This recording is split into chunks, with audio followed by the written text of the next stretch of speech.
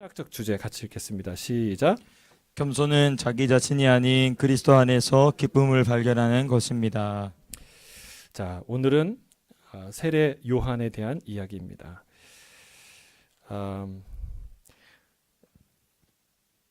세례 요한처럼 참 겸손한 사람이 없는 것 같아요. 오늘 이 묵상을 쭉 하는데 세례 요한의 고백을 우리가 할 수 있는가? 세례 요한이 뭐라고 고백합니까? 그는 흥하여야겠고 나는 쇠하여야 하리라. 근데 그거를 너무나 놀랍게도 이를 악물고 얘기한 게 아니라 나는 신랑의 친구가 그 혼인잔치에서 기뻐하는 것처럼 기뻐한다. 여러분, 신랑의 혼인잔치에서 기쁜데 다 기쁘긴 한데 신랑이 자기 친구가 기뻐하는 걸 보고 슬프다. 좀 마음이 쓸쓸하다. 그럼 이상한 거예요. 그렇죠? 이상하지 않겠습니까? 진짜 친구인데 친구가 기뻐하고 결혼을 하고 아내를 맞이하고 드디어 가정을 이루는데 정말 내가 결혼하는 것처럼 기쁘지 않겠습니까? 그런데 우리 마음을 가만히 들여다보세요. 정말 기쁜지, 예수님 때문에 기쁜지, 예수님이 높아지는 것이 정말 기쁜지.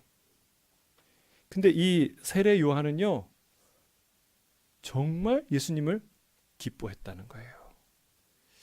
여러분, 이 세례 요한을 통해서 예수님의 주되심이 무엇인지, 또 그분을 믿는다는 것, 그분을 신앙한다는 것, 또 그분을 소개한다는 것이 무엇인지 우리가 배워가기를 바랍니다. 우리 존 파이퍼가 쓴 그 글이 있어요. 97쪽에 예수님은 같이 한번 읽어볼까요? 웅장함과 아름다움과 치고함을 보여주고 계십니다. 그분이 실제로 어떤 분이신지를 알아야만 은혜 위에 은혜가 우리 삶에 흘러들어갑니다. 예수님은 우리에게 세상에서 가장 귀중한 실자가 되십니다. 모든 죄를 용서하시고 모든 의를 주시며 모든 만족을 주시는 귀인이자 친구가 되시기 때문입니다. 여러분, 예수님이 세상에서 가장 중요한 실제이십니까? 이렇게 얘기할 수 있습니까? 정말 내가 직장보다 또는 성공보다 어떤 의미에서 내 건강보다 세상의 그 어떤 성취보다 예수님이 가장 중요한 실제가 되십니까? 아멘이세요? 네, 이게 아멘이어야 하는 거죠. 정말 아멘이에요. 왜? 예수님은 그런 영광을 갖고 계시고 그렇게 실제로 선하신 분이기 때문에 그렇습니다.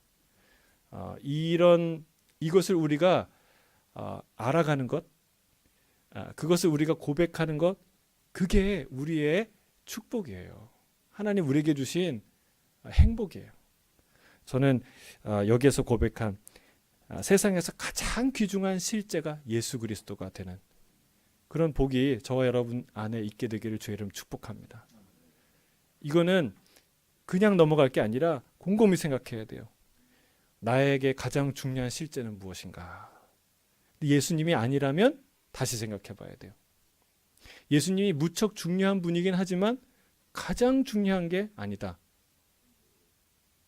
여러분, 내 아내가 세상에서 무척 중요한 여인 중에 하나지만 가장 중요한 여인이 아니다.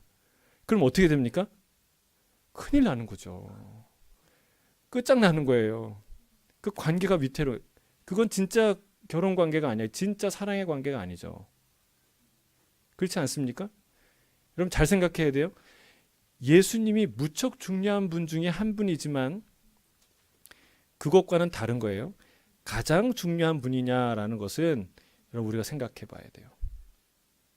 예수님이 가장 중요한 실제가 되길 주의 이름 축복합니다. 세례 요한에게 예수님은 그런 분이셨다. 그렇기 때문에 즐거워할 수 있었다는 거예요. 자, 우리 세 가지를 우리 오늘 살펴볼 것인데 첫 번째는 자 1번이에요. 같이 읽어볼까요? 제목을 시작. 세례 요한의 사명은 주님의 길을 예비하는 것입니다. 요한복음 3장 22절부터 읽어보겠습니다. 시작. 그 후에 예수께서 제자들과 유대 땅으로 가서 거기 함께 유하시며 세례를 베푸시더라. 요한도 살렘 가까운 에논에서 세례를 베푸니 거기 물이 많음이라. 그러므로 사람들이 와서 세례를 받더라. 요한이 아직 옥에 갇히지 아니하였더라. 이에 요한의 제자 중에서 한 유대인과 더불어 정결 예식에 대하여 변론이 되었더니 그들이 요한에게 가서 이르되 랍비여, 선생님과 함께 요단강 저편에 있던 이 곧 선생님이 증언하신 이가 세례를 베풀매 사람이 다 그에게로 가더이다. 요한이 대답하여 이르되 만일 하늘에서 주신 바 아니면 사람이 아무것도 받을 수 없느니라. 내가 말한 바 나는 그리스도가 아니요 그의 앞에 보내심을 받은 자라고 한 것을 증언할 자는 너희니라. 예수라는 인물이 혜성같이 나타나서 그리고 급부상하고 있어요. 근데 이 당시에 세례 요한은 누구랑 견줄 데가 없이 유명했던, 모든 유대인의 세간의 주목을 받았던, 굉장히 당신이 그리스도냐라고 물을 정도로 예루살렘에 있는 리더들이, 장로들을 대표해서 와서 그 사람에게 물을 정도로 아주 중요한 비중 있는 인물이었어요. 그런데 이때 예수는 오병이의 기적을 행하기도 전이고, 뭐 무리를 걷는 그 기적을 경험하기도 전이고, 변화산에 무슨 그 영광을 본 것도 아니고, 여러분 이게 그냥 세례 받을 때 성령이 하늘에서 비둘기처럼 내리는 것을 보고 하나님의 음성을 들었을 뿐이에요.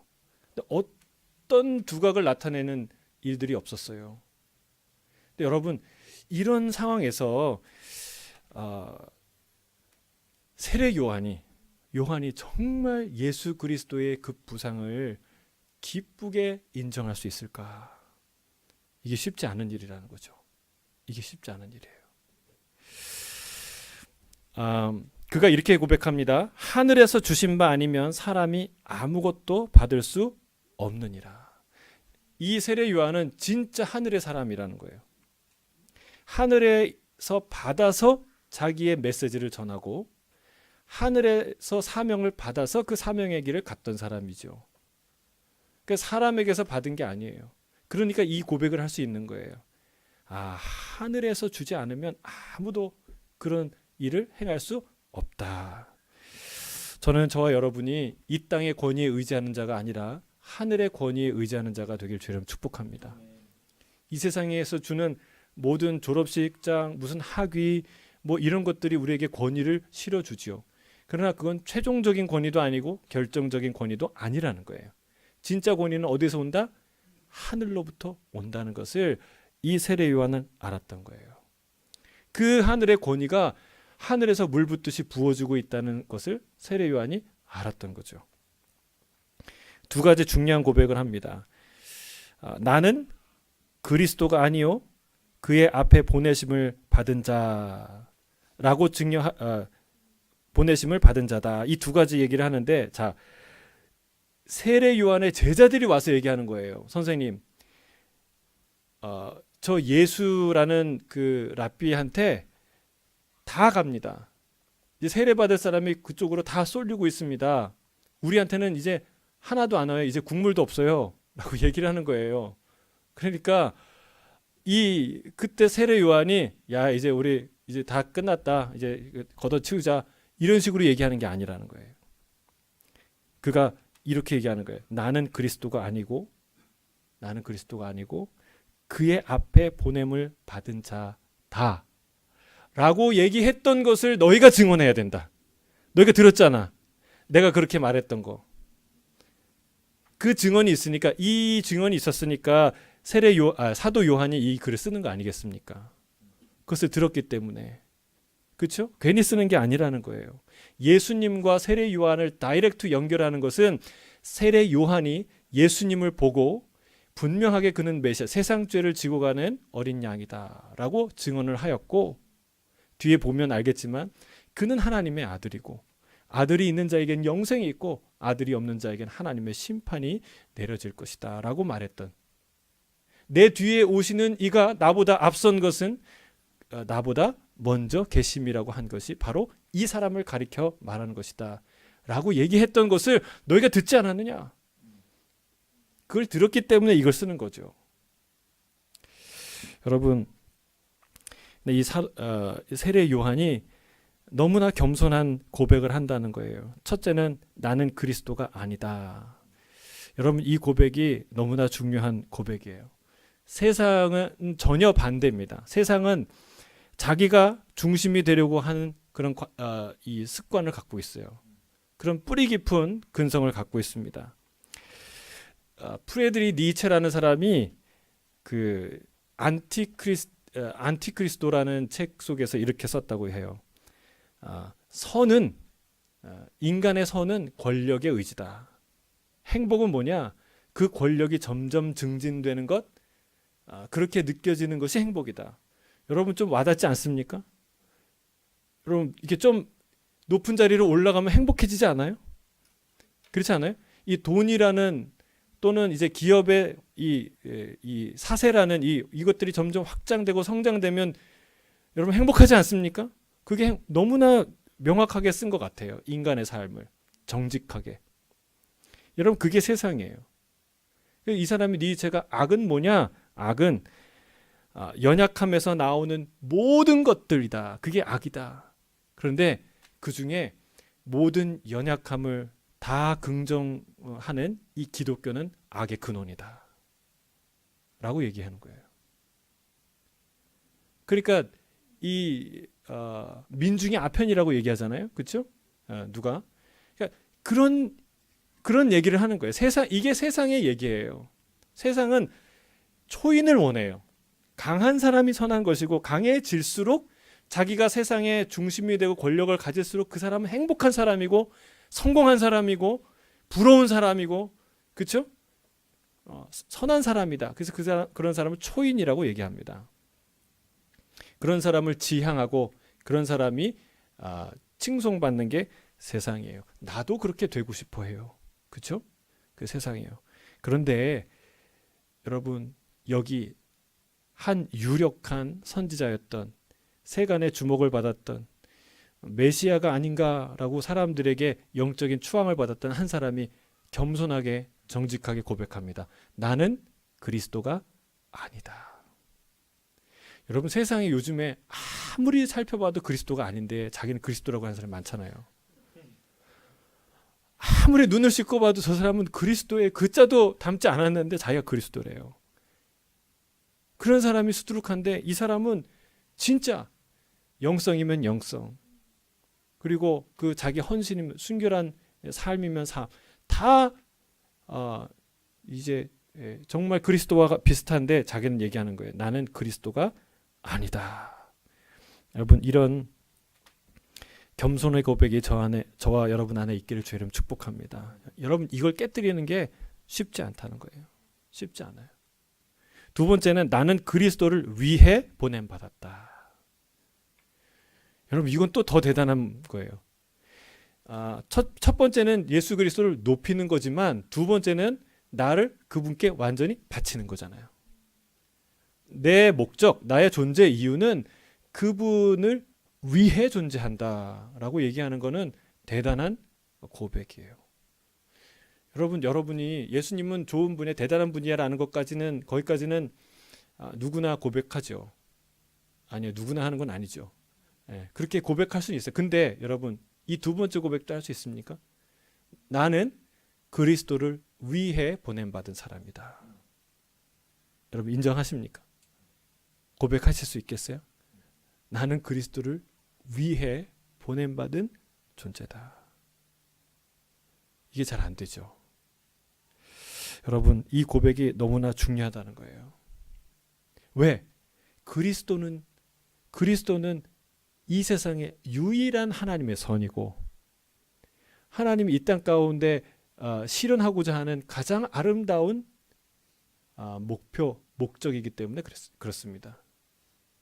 그분을 위해 나를 드린다는 것은 영광스러운 일이고 아름다운 일이에요. 근데 우리가 그거를 못하죠. 그런 마음을 못 갖죠. 왜요? 우리 안에는 끝까지 자기 중심적인 자아가 살아있기 때문에 그게 편하지 않은 거예요. 그렇게 할 수가 없는 거예요. 그러면 내가 손해보는 것 같고 내가 아쉬운 것 같고 나는 슬픈 것 같아요. 나는 남는 게 하나도 없는 것 같아요. 그게 아닌데 가장 많은 걸 남기는 건데 여러분 그게 우리의 슬픔이라는 거예요. 여러분 만약에 여러분이 예수님이 선교 가라 그러면 뭐 그럴 리도 없겠지만 다 내려놓고 선교 가라 그러면 할렐루야 하고 우리가 기쁨으로 갈 수 있을까요? 저도 조금 머뭇거릴 것 같아요. 저도 좀 생각할 것 같아요. 아주 잠깐. 예? 근데 왜 머뭇거릴까요? 여러분 그 기저에는요, 내 인생의 주인은 나다. 나는 나를 위해 살아야지. 내가 누굴 위해 살아. 여러분 이런 뿌리 깊은 자기 중심적인 고백이 우리 안에 있다는 사실이에요. 근데 여러분 이 세례 요한은 이 두 가지를 고백합니다. 나는 그리스도, 내가 중심이 아닙니다. 두 번째, 나는 그분을 위해 보냄받은 사람입니다. 라고 고백하는 거예요. 이 태도는요, 구약의 한 인물과 대비됩니다. 사울이라는 왕, 우리가 요즘에 성경을 읽고 있는데 사울 왕과 대비되죠. 사울은 어떻습니까? 물론 다윗이 메시아는 아니에요. 그러나 하나님의 뜻을 실현하고자 한 사람을 하나님이 부르셨을 때, 여러분 그가 하나님과 함께하는 것을 봤을 때 사울이 어땠을까요? 예?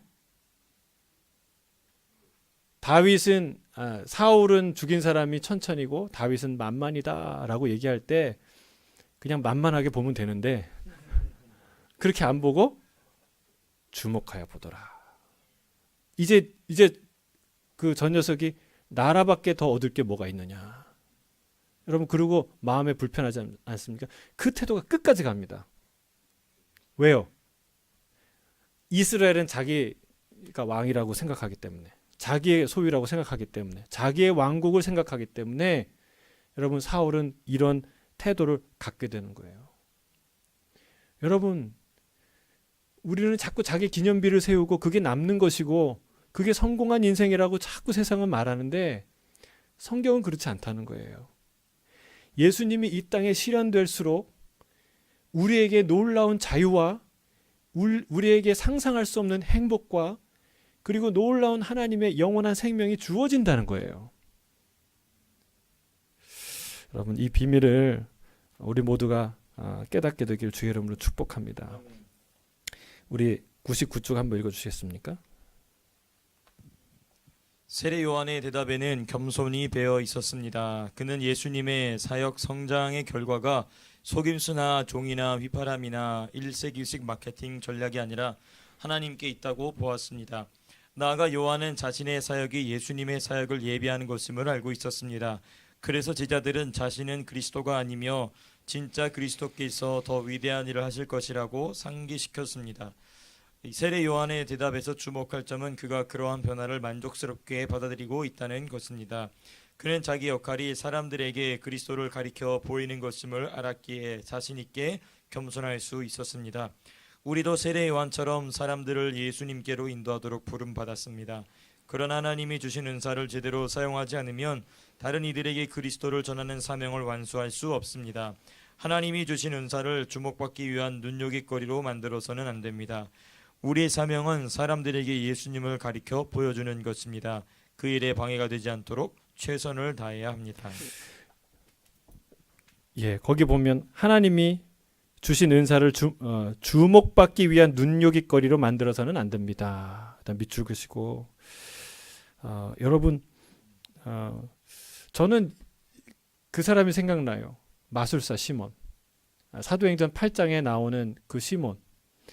그가 큰 자라고 불려졌어요. 사람들을 깜짝 놀래고 많은 사람들이 그를 따랐어요. 하나님의 큰 능력이라고 칭함받았어요. 그런데 그가 빌립이 전도하는 것을 듣고 회개하고 예수님을 믿고 그를 전심으로 따랐어요. 그리고 그 빌립이 행하는 모든 기적과 이사를 보면서 깜짝 놀라고 다녔어요. 그렇죠? 예수님의 제자가 됐잖아요. 그런데 문제는 제자가 된 이후에도 나타났다는 거예요. 시몬의 마술사였던 시몬의 문제가 언제 드러납니까?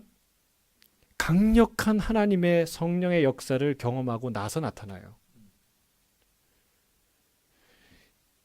사마리아 성에 복음이 전해졌다는 얘기를 듣고 베드로와 요한이 급파되죠. 그리고 그들이 성령 받기 위해서 기도합니다. 그때 하나님 마치 예루살렘 그 오순절 마가의 다락방에서 있었던 그 일처럼 성령이 임하죠. 그때 그것을 보고 시몬이 깜짝 놀라서 뭐라고 얘기합니까? 돈을 주면서 베드로에게 이 놀라운 능력을 나한테 전수해달라고. 그래서 내가 기도하는 사람마다 이거 받게 해달라고. 여러분, 이게 어처구니 없는 것 같지만 사실은 우리의 태도라는 거예요. 우리의 태도예요. 우리가 끊임없이 이런 짓을 하는 거예요. 하나님의 능력과 하나님의 은사를 우리의 것으로 삼아서 우리가 베풀고 행하기를 원하는 마음이 우리 안에 계속 있다는 거예요. 그래서 베드로가 뭐라고 꾸짖습니까? 아주 심하게 꾸짖습니다. 내가 보니까 너는 네 마음에 악독과 그 사악한 것이 가득하다. 너 은과 함께 너는 망하게 될 것이다.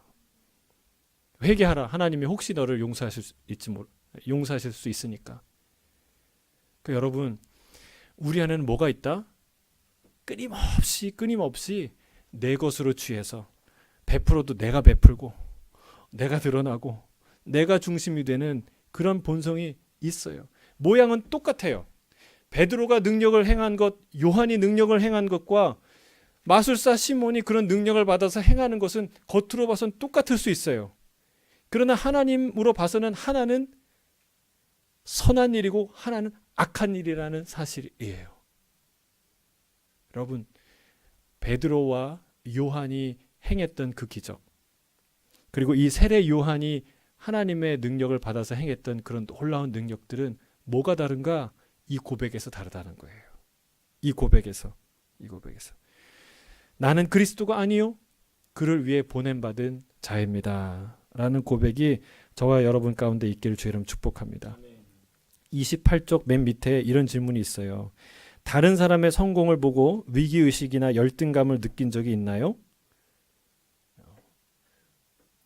우리 김현준 집사님 혹시 이런 워낙 마음이 훌륭하셔서 이런 거 잘 안 느끼시죠? 예?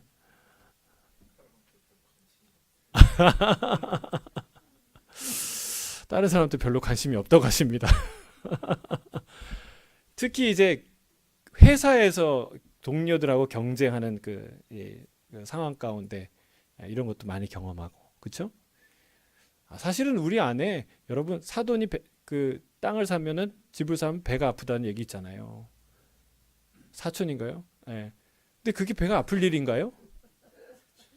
그게 배가 아플 일인가? 생각해 보면은 기뻐할 일이고 잘 됐다. 남도 아니고 우리 사촌인데. 근데 그게 우리의 모습이라는 거예요. 제가 이거를 생각해 봤는데요. 진짜 우리가 쳐서 복종해야 될 우리의 악함이 우리 안에 있더라고요. 그러니까 제가 언제 깨달았냐면 막 집회를 하는데 막 성령으로 뜨거운 집회를 하는데 내 마음 한편에는 막 슬픈 거예요. 그러니까 왜 그런가 가만히 봤더니 저 목사님은 저렇게 뜨겁게 하나님이 사용하시는데 나는 뭔가? 나는 언제 저렇게 될까? 이런 생각을 하고 있는 거예요. 여러분, 이게 가당한 생각입니까? 가당하지 않은 생각이지만 가능한 생각이죠. 자, 하용준 목사님이 막 설교를 하는데 너무 큰 은혜를 받았어. 근데 은혜를 받으면 은혜 받아야 되는데 막 마음이 막 힘들어져요. 나는 언제 저런 설교를 할까? 언제 저렇게 높은 이 영적 지경까지 올라갈까? 참 여러분 슬프지 않습니까? 우리 인간에 이렇게 비교하는 마음이 항상 있다는 거예요. 그걸 보고 기뻐하면 되는데, 그 은혜를 누리면 되는데, 그리고 하나님이 드러내신 하나님의 영광을 우리가 찬양하고 그 안에 있으면 되는데 계속해서 그런 생각을 한다는 거예요. 여러분, 우리가 심지어는 누구랑 비교하는지 아세요? 하나님과 우리를 비교해요. 하나님과 우리를 비교해요. 하나님은 이러신데 우리는 이러지 못하잖아. 여러분, 그게 인간이더라고요. 여러분, 우리 안에 끊임없이 자기가 중심이 되려고 하고, 이런 마음에서 우리 마음 안에는 슬픈 마음, 허전한 마음, 답답한 마음, 이런 마음들이 기쁨 가운데서도 계속해서 끊이지 않고 흘러난다는 사실이에요. 그래서 우리가 그런 이 마음의 실체를 깨닫는 것이 중요하다.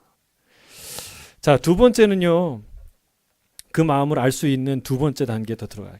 자, 거기에 그 두 가지 고백을 할 뿐만이 아니라 이런 고백을 합니다. 29절, 우리 30절 같이 읽겠습니다.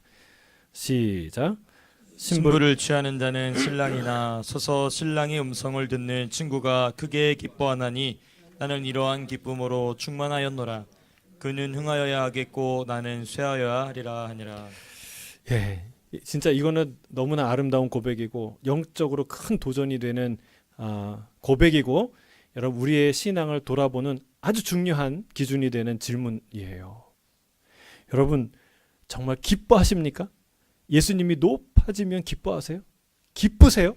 그게? 예수님이 막 찬양받고 높아지고 예수님이 아름다워지고 막 선포되면 여러분 기쁘세요? 아멘이세요? 여러분 김연아가 금메달 받으면 기뻐요? 안 기뻐요? 막 금메달을 따면 막 슬프다, 막 화가 난다, 나는 어떻게 살았지? 막 이러고 아니 왜 아사다마오가 지지? 일본 분들이 그렇게 생각하겠죠. 여러분 그게 아니에요. 우리 대한민국이 축구에서 1등을 하면 어떻게 돼요? 슬픈 게 아니라 기쁜 거예요. 우리의 예수님이 높아지면 기뻐야 돼요? 슬퍼야 돼요? 기뻐야 돼요. 정말 기뻐야 돼요. 우리 안에 기쁨이 충만해야 돼요. 근데 가만히 살펴보면 예수님이 잘 되는 거랑 나랑 무슨 상관인가? 그런 우리의 마음이 있다는 것을 우리가 알게 돼요. 왜냐하면 이 기쁨을 한번 들여다보면 그래요. 여러분 이 자기에게 세례받는, 자기에게 말씀을 들으러 오는 사람이 어느 날 다 예수님 말씀을 들으러 가버렸어요. 여러분 그러면 내가 기뻐할 수 있을까요? 제가 여기서 이렇게 우리가 설교를 하고 교회를 개척했는데 막 여기 다니다가 어떤 목사님이 개척을 했는데 거기에 성도들이 다 가요. 그럼 제가 기뻐할 수 있을까요? 없을까요? 있을까요? 없을까요? 없죠. 제가 어떻게. 그런데 기뻐해야 된다는 거예요. 몰라요. 그 목사님이 어떤 인간적 술수로 사람들을 빼간다. 그러면은 가슴이 아프죠. 그러나 그 말씀에 하나님의 능력이 나타나고 그 말씀을 통해 사람들이 하나님을 알게 되고 그 사람들이 수많은 사람이 구원을 얻는다. 여러분 그러면 얼마든지, 왜? 하나님의 이름이 높아지는 것이니까. 하나님의 나라가 선포되는 것이니까 기뻐야 돼요. 근데 인간적으로 그러기 어렵다는 거예요. 근데 그 상황에서 어떻게 기뻐하냐면 신랑의 친구가 그 신랑의 결혼을 기뻐하는 것처럼 나도 기뻐한다 정도가 아니라 기쁨으로 충만해 있다고 말하고 있습니다. 그 광경을 보면서 너무 기쁘다는 거야. 야, 내가 이 길을 예배했구나. 주님이 오셨구나. 드디어 사람들이 주님께 가는구나. 주님께 세례를 받는구나. 야, 하나님의 뜻이 이루어지고 구원이 이루어지는구나 라는 기쁨이, 충만한 기쁨이 그 누구에게? 세례 요한에게 있었다는 거예요. 저는 이런 기쁨이 저와 여러분의 가득하길 주님 축복합니다. 옆에 순이 너무 잘 돼요. 그럼 순장님 기뻐해야 되겠어요? 슬퍼해야 되겠어요? 예? 기뻐해야죠. 기뻐해야죠. 어떤 분이 사역을 하는데 그 사역이 너무 잘 되고 거기에서 막 새 사람이 되고 막 수많은 사람들이 간증이 일어나요. 그러면 여러분 기뻐해야 되겠어요? 슬퍼해야 되겠어요? 자신이 없으시네. 기뻐해야 되겠어요? 슬퍼해야 되겠어요? 기뻐해야 돼요. 왜요? 예수 그리스도가 높여지기 때문에. 여러분 우리가 기뻐해야 돼요. 근데 그럴 때 하고 이렇게 하면 안 된다는 거예요. 여러분. 자, 101쪽에 위에 세례 요한 하나 읽어주시겠습니까? 세례 요한은 세례 요한은 우리가 어디서 기쁨을 찾아야 하는지를 가르쳐주는 본보기가 됩니다. 우리는 예수님이 만물 위에 높임을 받으시는 것을 목표로 삼고 이를 위해 행동해야 합니다. 예수님이 넓고도 깊게 알려지신다는 사실에 기뻐해야 합니다. 하나님이 냉담하고 교만한 우리 마음을 깨뜨리실 때 우리는 겸손함에서 기쁨을 발견할 수 있습니다. 그러므로 우리는 자기 이름이 아닌 예수님의 이름을 높이고 주님을 전하는 겸손한 자세를 취해야 합니다. 여러분, 예수님이 높여질 때 우리가 진짜로 기뻐할 수 있는가, 이게 우리의 내적인 신앙을 점검하는 아주 중요한 지표가 된다, 기준이 된다는 거예요. 여러분, 정말 주님이 드러날 때 정말 예배가 성령 충만해. 근데 내가 슬프면 안 돼요. 많은 사람들이 전도가 되고 부흥해요. 근데 내가 슬프면 안 돼요. 물론 개인적인 어떤 이 어려움들이 있을 수는 있겠지만, 여러분, 근본적으로 예수님이 높아질 때 나의 마음도 기뻐야 한다는 거예요. 그 기쁨은 어디서 오는가? 겸손에서 온다고 얘기합니다. 진짜 겸손한. 여러분, 이게 하나님이 온전히 높아질 때, 예수님이 온전히 높아질 때 기뻐할 수 있느냐는 질문을 꼭 기억하시길 바랍니다. 제가 영상을 하나 봤는데 한 2, 3분짜리 영상인데 사실은 어제 저희 아내가 무슨 창조 뭐에 대한 이야기를 이렇게 검색하다가 무신론자의 이야기를 그러니까 영상을 보게 됐어요. 애니메이션인데 무신론자들이 왜 하나님을 반대하는가에 대한 그 자기의 논리를 애니메이션으로 만들어서 반박하는 거예요. 근데 제가 그 영상을 보는데 참 하나님을 어떻게 묘사하냐면 어느 법정에 야훼라는 강도가 있어요. 근데 이 야훼라는 강도가 이든이라는 남자를 죽였어요. 근데 배심원들에게 변호사가 뭐라고 얘기하냐면, 이 강도는 사람을 죽였지만 사실은 죽인 게 아니라고. 사실은 이 강도는 너무나 억울한 사람이라고. 그 사람이 사실은 이든이라는 사람은 자살한 거라고. 이 야훼라는 이 사람이 죽인 게 아니라고. 다행히 그가 죽을 때 그 CCTV에 그 영상이 남아있는데 그걸 잠깐 보자고. 근데 그 영상에 어떻게 되냐면, 이 야훼라는 강도가 나타나서 권총을 들이댑니다. 이든한테. 너 있는 돈 다 내놔. 안 그러면 넌 죽을 거야. 근데 이 사람이, 이든이 끝까지 나는 아무것도 줄 수 없다. 너한테 줄 수 있는 게 없다. 얘기해요. 너 다시 한번 얘기하는데 너 내놓지 않으면 넌 죽을 거야. 안 내놨어요. 그때 야훼라는 강도가 그를 쏴 죽입니다. 그게 그 영상의 전부예요. 그리고 나서 얘기하는 거예요. 자, 여러분이 보지 않았느냐? 이 사람이, 야훼라는 사람이 기회를 줬는데 그리고 그에게 살 수 있는 기회를 줬는데 그가 자기 의지로 죽음을 선택했다는 거예요. 무슨 말인지 잘 모르십니까? 네. 조롱하는 거죠. 하나님을 조롱하는 거예요. 하나님이 우리에게 믿음을 강요하고 하나님의 신이라는 이름으로 우리에게 자기의 도덕과 자기의 믿음을, 우리에게 헌신을 강요한다는 것, 빼앗는다는 것이죠. 그래서 이 이야기를 제가 듣고 우리 아이들하고 한참 동안 토론을 했어요. 이 이야기에 대해서 여러 가지로 얘기해. 너희들이 여기 이 이야기에 뭐가 잘못이라고 생각하니? 어떻게 반박하면 되겠니? 어떤 상황으로 설명하면 되겠니? 이 얘기를 많이 했는데, 자, 이 상황 가운데 뭐가 핵심일까요? 뭐가 그들이 하나님을 이 이야기를 만들어내는데 가장 중요한 잘못된 세팅은 뭘까요? 우리 허기용 집사님, 뭘까요, 도대체?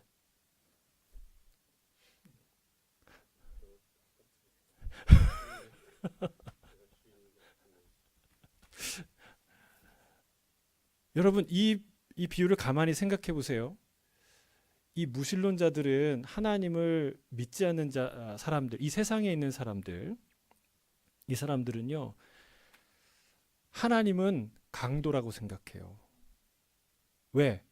나의 자유를 빼앗아 가니까. 이건 무슨 전제냐면, 나는 내 자유와 내 권리가 있고 당신은 당신의 자유와 당신의 권리가 있고 그 사이에는 아무런 상관관계가 없다는 거예요.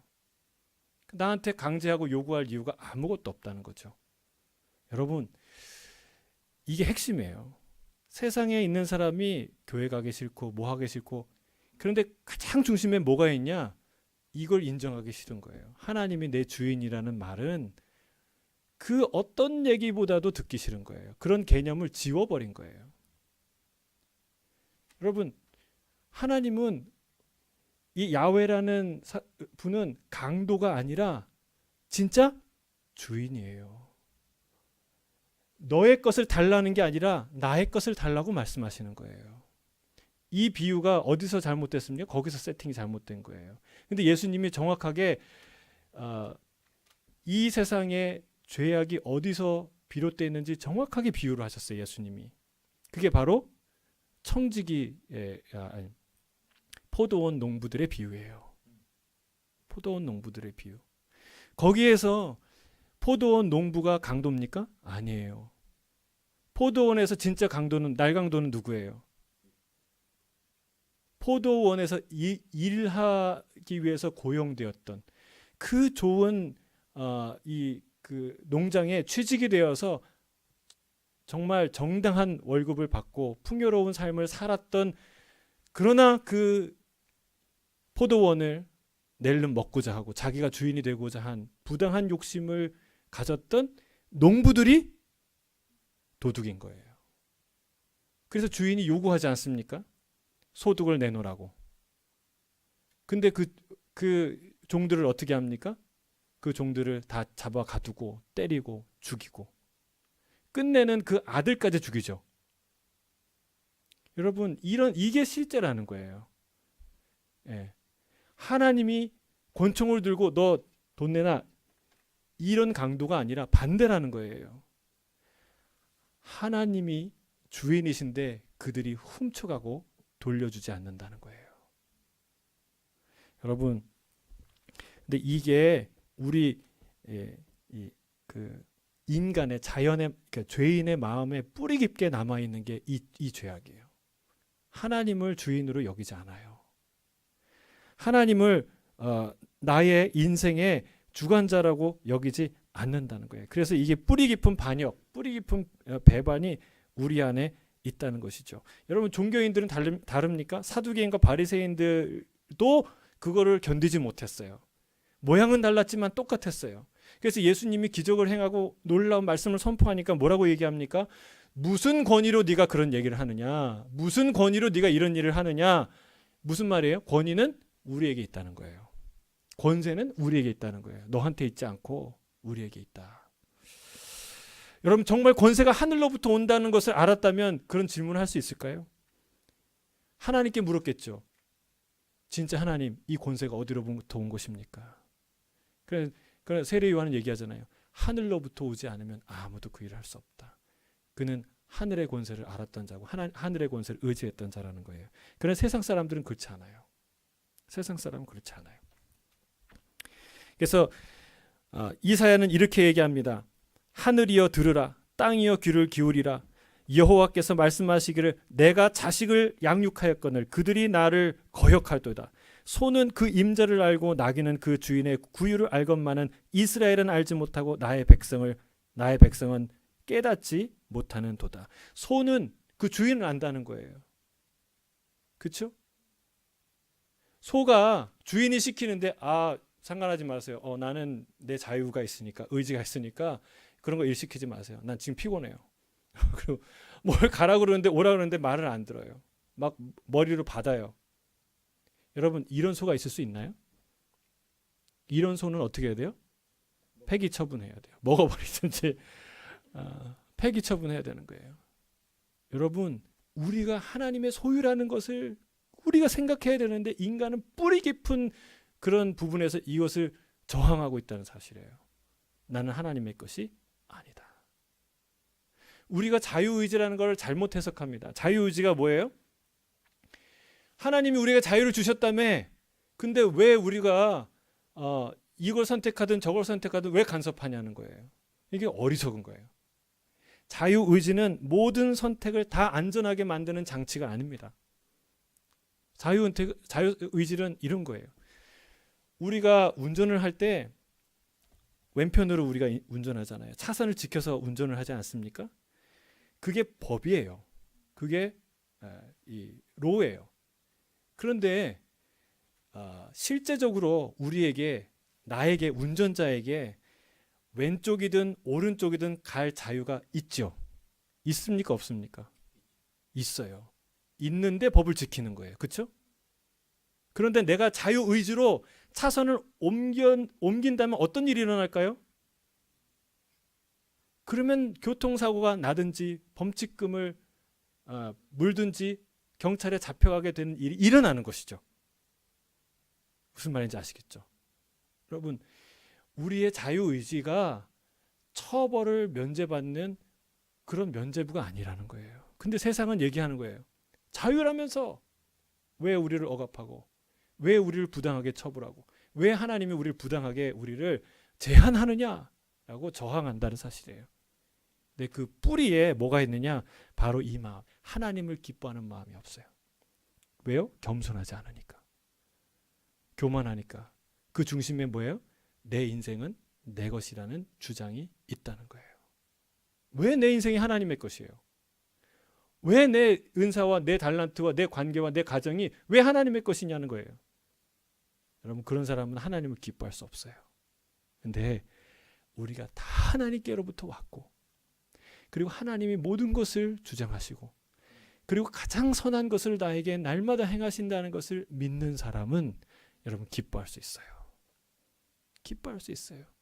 여러분, 우리의 인생에 왜 우리에게 기쁨이 사라졌는가 꼭 기억하시길 바랍니다.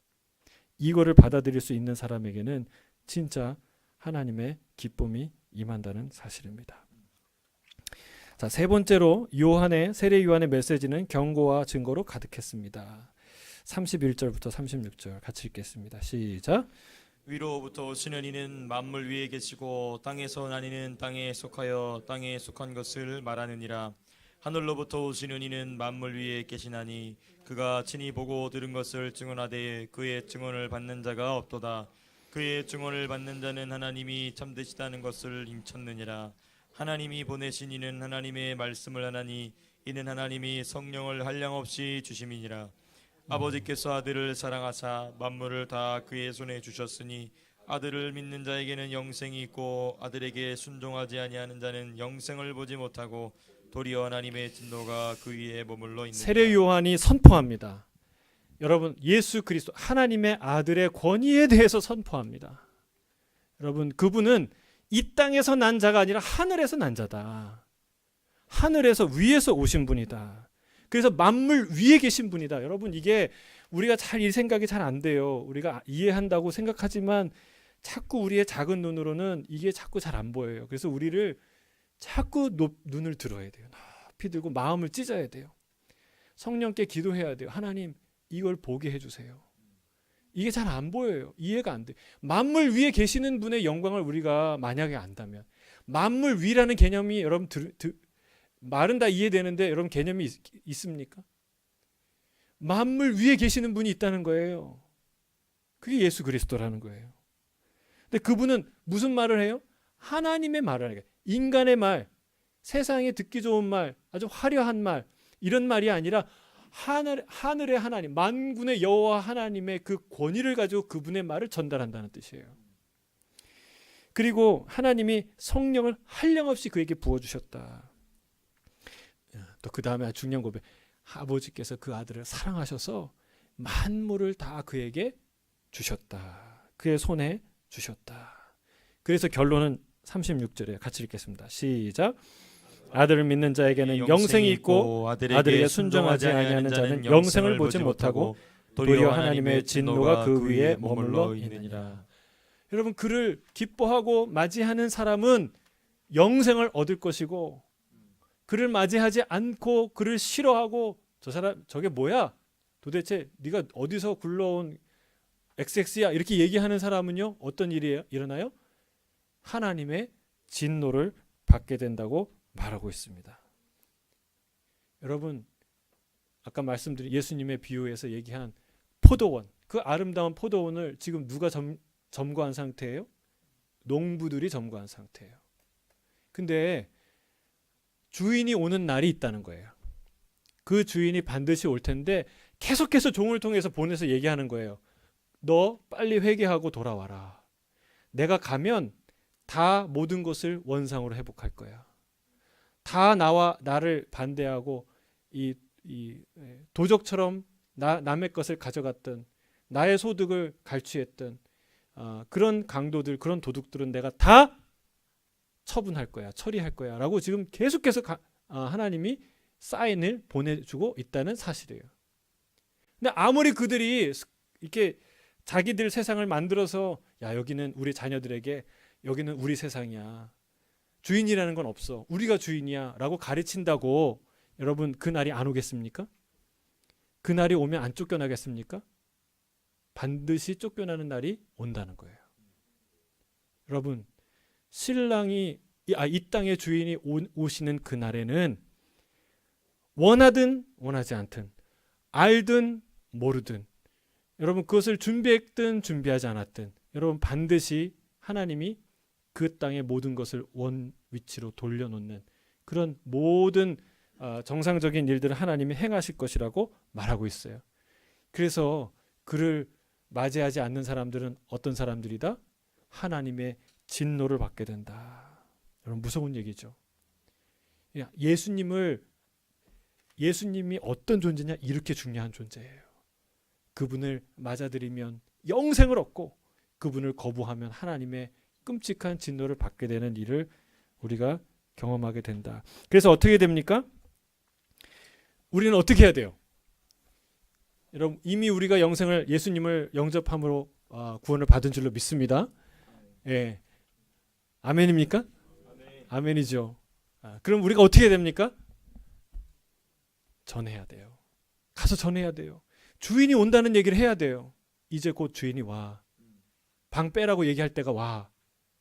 빨리 여기 사인해. 빨리 그 주인을 주인으로 인정해. 그게 사는 것이고 그게 정당하고 그게 옳은 일이야 라고 우리가 가서 얘기해야 되지 않겠습니까? 여러분 그 얘기해야 돼요.